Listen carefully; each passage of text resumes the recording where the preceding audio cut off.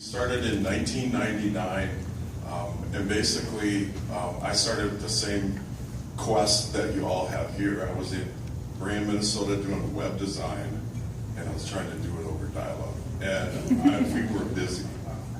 And basically bought a T1 from Sprint in 1999, and if people remember, a T1 is 1.5 megabit.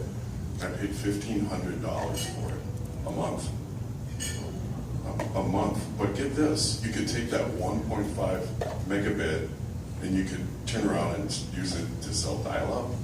And we had over 700 dial-up users sharing that T1 because you could oversell it like 7 to 1. So the writing was on the wall. We started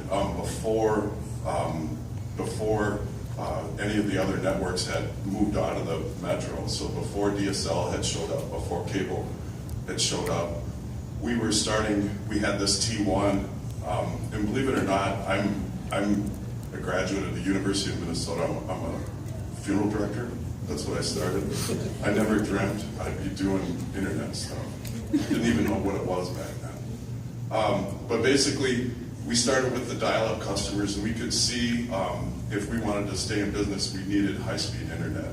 And we needed to figure out how to get it out there. We did start doing DSL and stuff, but we could tell that Tyler and these Frontier, they were going to be building out too. We expected the bigs to come. What we did was we started with wireless. In 2001 in Bram, we put up a wireless connection that was still fed by this T1. And we started wireless internet, and we started offering. It was fast then, believe me, it was really fast compared to using a dial-up. Pretty soon, what we did with Bram was unique. We did a trade of services with them for an exchange for a location on their tower. So we started early on with this public-private partnership. So we basically provided them services. They could wipe out that expense on their side, and we've got tower space on our side. Pretty soon the phone started ringing. We had calls from Isanti, we had calls from Cambridge, we had calls from all over. We got to do this. And so basically, to make a long story short, we've grown to about 60 pops around the area. We've got a couple thousand customers more than ever. We provide ourselves, and you probably already guessed this, there isn't one provider that's got the whole answer to it all.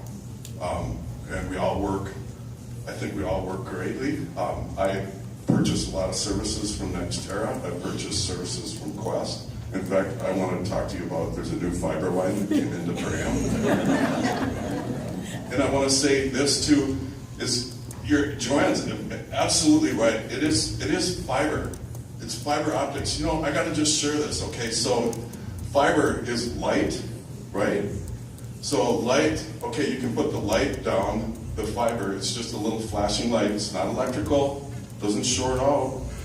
But what they've done now is, how many colors are in light?